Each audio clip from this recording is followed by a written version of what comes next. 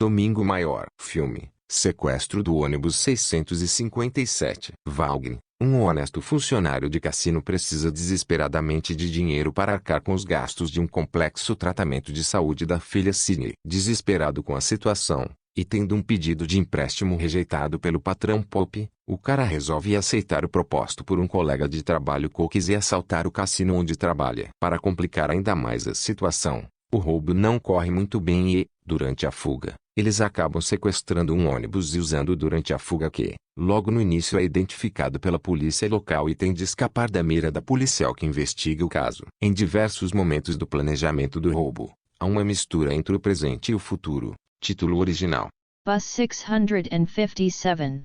Elenco: Jeffrey Dean Morgan, Robert De Niro, Dave Bautista, Kate Bosworth, Gina Carano, Morris Chestnut.